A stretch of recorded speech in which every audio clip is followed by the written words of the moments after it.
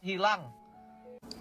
Iya benar, gara-gara mendukung PKDM, akun saya juga yang kemarin tuh hilang. Anak ke barak itu dangkal. 11 miliar. Barak itu didisiplinkan tubuhnya. Kalau kita belajar teori Eksekutif sama legislatif. Tapi mungkin dia punya pengalaman dulu ketika di DPRD dan pengalaman ketika di DPR, mungkin juga pengalaman dia di Bupati yang menunjukkan bahwa terabas aja lah ini.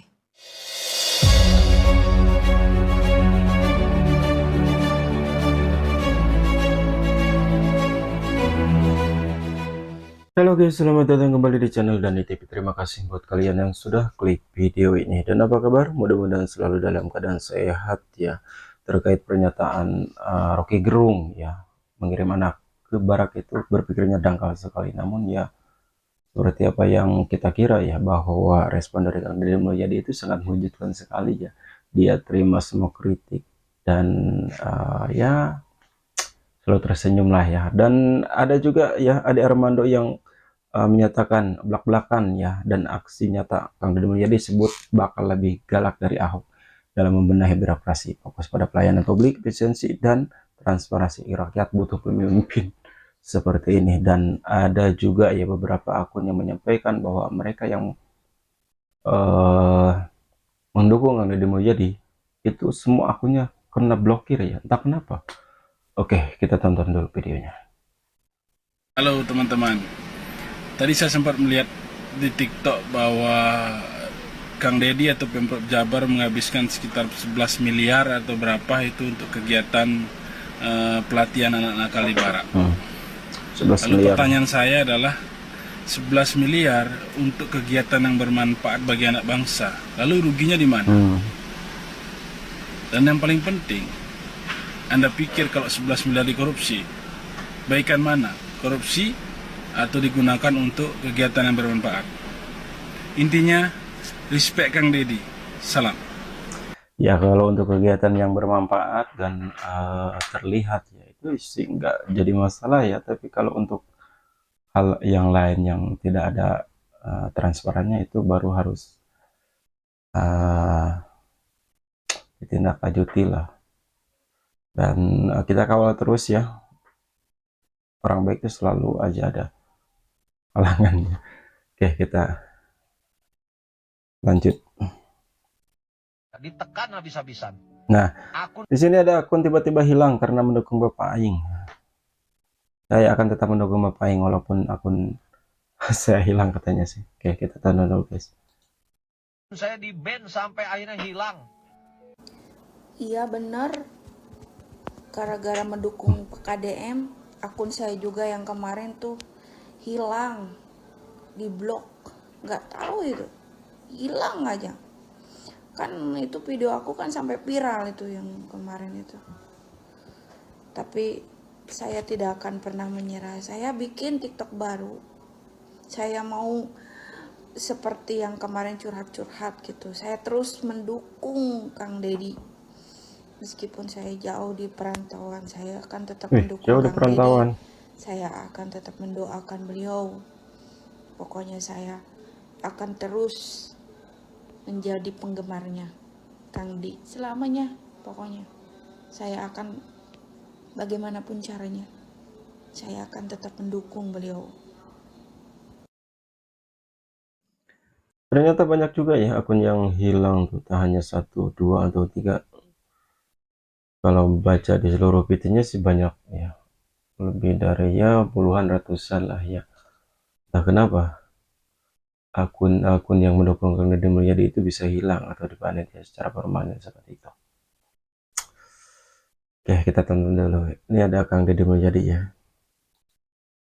Saya mendapat informasi dari berita yang saya baca bahwa jembatan Cijeruk itu roboh. Jembatan itu merupakan jembatan yang dibangun berdasarkan swadaya dan sukarela beberapa pihak, termasuk pihak swasta. Tetapi konstruksinya tidak memadai untuk dilalui jumlah kendaraan yang sangat banyak, sehingga terjadilah roboh jembatan tersebut.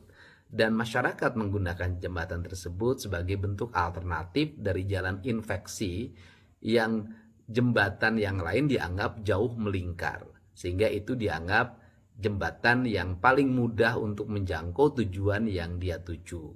Selanjutnya, apa sih yang mesti dilakukan? Saya sudah telepon Bupati Kabupaten Bandung. Yang harus dilakukan adalah membangun jembatan permanen. Upaya membangun jembatan permanen tersebut dalam waktu dekat akan kita turunkan tim bersama pemerintah Kabupaten Bandung untuk melihat dimungkinkannya dibangun jembatan permanen agar peristiwa serupa tidak terjadi lagi. Terima kasih atas informasinya. Inilah langkah-langkah yang akan dilakukan oleh pemerintah Provinsi Jawa Barat dan pemerintah Kabupaten Bandung. Mantap. Kita hanya nunggu aja ya, sabar aja ya. Dan di sini ada komentar dari Nana. Betul, semoga baca komennya. Aku rumah daerah Lumajang. Terus daya kolot. Tiap hujan banjir terus, sungai jebol terus, dan airnya tuh kiriman dari hujan daerah lain. Barusan aja hujan gerimis doang. Nah, tiba-tiba air meluap selalu besar, Pak. Capek banget. Udah 1 minggu diam di masjid karena sekalinya pulang, tiba-tiba air naik lagi. Dan kenceng banget. Padahal hujan pun gede-gede, nggak gede-gede banget ya. Semoga ada solusi dari pemerintah, Pak. Ya, seperti inilah ya. Kalau di Bandung tuh daya kolot memang sudah dari dulu ya. Udah langganan hujan ya. Tapi kalau dilihat dari saluran airnya sih memang agak gimana ya, kalau lewat dari situ tuh emang kecil ya saluran airnya, itu kan dekat pinggir-pinggir jalan gitu kan, dekat pabrik itu kan, samping pabrik itu memang kecil banget ya. Harusnya pemerintah setempat juga ngasih solusi, atau tidak ya kunjungilah ya tempat seperti itu yang memang rentan banjir adalah ya. Oke, kita lanjut guys. Balasan Kang Deddy Mulyadi, jawaban berkelas Deddy Mulyadi untuk Rocky Gerung, Barak pikiran dangkal. Ini kita tonton dulu guys. Anak ke Barak itu dangkal. Barak itu didisiplinkan tubuhnya. Kalau kita belajar teori-teori disciplinary society oleh Michel Foucault misalnya. Fungsi barak militer mendisiplinkan tubuh. Bukan mengajak orang berpikir. Saya memilih menjadi orang yang berpikiran dangkal. Tapi melahirkan hamparan tanaman. Daripada mengaku pikirannya dalam. Hanya membuat banyak orang tenggelam. Mantap. Bagi semuanya, kita hadapi berbagai kritikan dengan senyuman. Salam bahagia, sehat selalu. Dengan melangkah, hidup akan menjadi Ini kayaknya kalau berpikir teori terus kapan selesainya ya. Harusnya tuh teori sama aksi roll gitu. Jangan hanya teori doang gitu kan.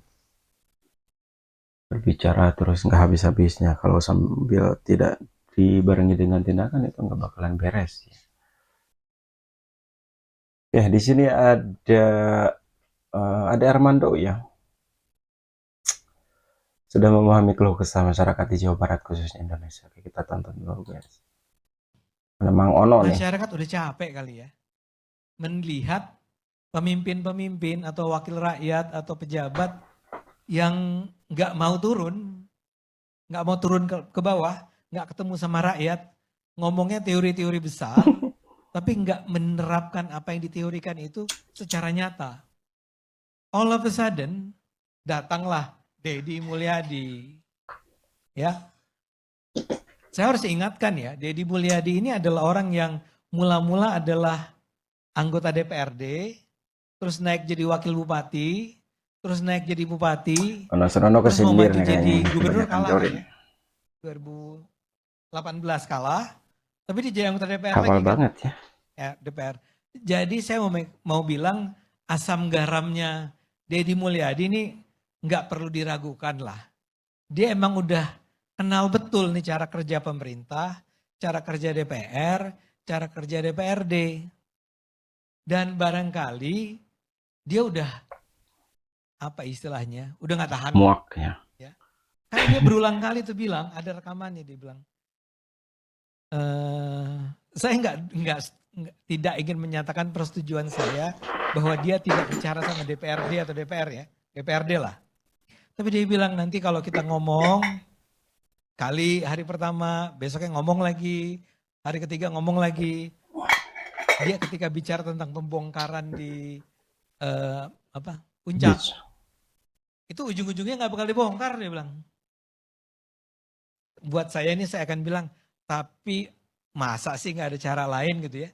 Dia kan betul-betul gini, bro, datang, dia bilang ini nggak benar, langsung. Ya ini kan juga kita Kalau sebagai sekarang warga negara yang cengar-cengar aja, awam, kenapa biasanya dia? yang berpikir, kacau ya pembangunan di puncak nih ya. Ini orang-orang kaya ini emang seenak-enaknya aja bangun di sini. Ini orang awam nih kan. Nah dia sekarang udah bukan jadi orang awam. Dia datang, dia pejabat, dia gubernur. Gitu dia bilang, ini nggak boleh, bongkar. Masih berusaha, orang itu berusaha beradu jawab dengan dia bilang, enggak ini dibongkar aja semua. Dan ternyata bukan cuma itu satu. Bukan cuma si tempat wisata itu satu. Tadi Kang Ono menyebut ada 9 atau 10 lainnya ya. Ya ini gaya dia memang begitu. Gaya dia adalah orang yang menurut saya sudah terlalu lama capek dengan birokrasi yang berbelit-belit. Ya udahlah, gue gubernur gitu ya. Ya setuju gak setuju nih ya. Gue gubernur, ya saya punya hak untuk melakukan ini. Nah memang efeknya bisa menimbulkan persoalan-persoalan dalam hal hubungan dengan misalnya saja, ya kan kita trias politika eksekutif, legislatif, yudikatif kan. Ini sejajar nih eksekutif sama legislatif. Tapi mungkin dia punya pengalaman dulu ketika di DPRD dan pengalaman ketika di DPR, mungkin juga pengalaman dia di bupati, yang menunjukkan bahwa terabas aja lah ini, disikat aja ini. Mengingatkan saya pada Ahok sebetulnya. Cuman dia lebih dari Ahok nih. Dia betul-betul apa yang dia mau, dia lakukan. Dia ini kalau pakai bahasa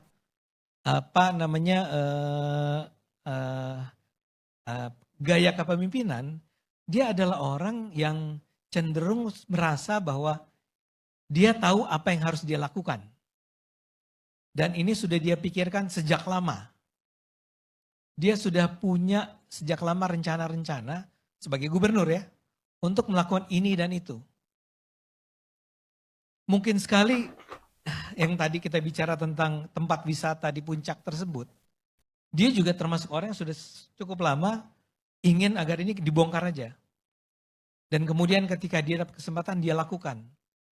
Masalahnya memang orang dengan tingkat kontrol setinggi itu, memang punya kecenderungan tidak mendengar. Kecenderungannya adalah semua terfokus pada dirinya. Ini suka tidak suka. Anda boleh setuju, boleh nggak setuju. Tapi dia merasa saya udah tahu nih jawabannya. Jawabannya adalah semua orang, biasanya nih kalau orang yang punya tingkat kontrol yang tinggi, semua orang harus disiplin. Dia bukan tipe orang yang bersedia seperti cerita Pak Jokowi dulu di Solo yang agar sebuah pasar ya kalau nggak salah. Itu dibereskan. Ya apa? Berkali-kali harus ketemu dulu, berusaha menjelaskan segala macam. Lama. Di daerah mana? Klaten. Oh dengan Telaten ya. Pasar Klewer ya betul. Kalau Dedi memang nggak kayak Jokowi, kan tadi saya setuju sama Anda. Nggak begitu caranya. Ya udah. Tiba-tiba dia bilang berangkat ke barak militer. Terima kasih. Gimana dengan pendapat Bang Ande ya? Kayaknya lurus sekarang ya. Kalau gitu ya harus didukung ya. Dan ketika Bang Ande menjelaskan sesuatu tentang Bang Deddy Mulyadi, ini wajah Pak Ono Surono kayak kecut banget ya. Nggak tahu kenapa nih kecut ya. Mungkin mendengar kata dari Pak Ande tentang pengalaman Kang Deddy atau entahlah itu ya. Dan mungkin sebenarnya sudah bukan kata itu lagi ya, sebenarnya sudah muak ya dengan keadaan yang seperti ini tuh ya. Makanya seperti apa yang dibilang sama Ande Armando, ya apapun yang dia mau ya sikat aja gitu kan. Mantap lah. Oke, di sini ada KDM bantah Tempo. Seperti apa? Kita tonton dulu guys. Dia pada Tempo yang telah memberikan analisis dan kajian yang mendalam tentang saya Saya sangat respect terhadap apa yang disajikan. Karena itu bagian dari proses dinamika berdemokrasi dan kebebasan media dalam mengungkap fakta dan data. Tetapi ada hal yang perlu saya koreksi yang mungkin sumbernya tidak pas. Misalnya bahwa saya dulu ketika menjadi bupati itu menyebut sekda dengan panggilan Patih dan Mahapatih. Nah, ini nggak pas nih, nggak tepat. Sekda saya yang pertama itu bernama Maman Rosama. Tidak pernah dipanggil Mahapatih atau Patih. Yang kedua itu bernama Hami Mulyana sudah almarhum. Tidak pernah dipanggil itu. Yang ketiga namanya Haji Fadil Karsoma. Juga tidak pernah dipanggil itu. Jadi panggilan itu tidak pernah ada dan tidak tepat. Dan kemudian para sekda saya tidak pernah menyebut saya raja. Para kepala dinas saya tidak pernah menyebut saya raja. Termasuk di provinsi hari ini, nggak ada satupun kepala dinas yang menyebut saya raja. Sekda Jabar tidak menyebut saya raja sampai hari ini. Tapi dari mana sebutan raja pada saya itu berasal? Nanti deh wawancara lagi. Nanti sumbernya saya bawa biar dia yang jelasin. Saya memilih menjadi orang yang berpikiran dangkal, tapi melahirkan hamparan tanaman. Daripada mengaku pikirannya dalam, hanya membuat banyak orang tenggelam. Bagi semuanya, kita hadapi berbagai kritikan dengan senyuman. Salam bahagia, sehat selalu. Dengan melangkah, hidup akan menjadi berkah. Tapi menarik, ada informasi bahwa Oke guys, seperti itu ya beberapa cuplikan video menyampaikan dan mungkin kalian paham ya. Dan apa tanggapan kalian tentang video ini? Tulis di kolom komentar dan nanti video selanjutnya di next reaction. Bye bye.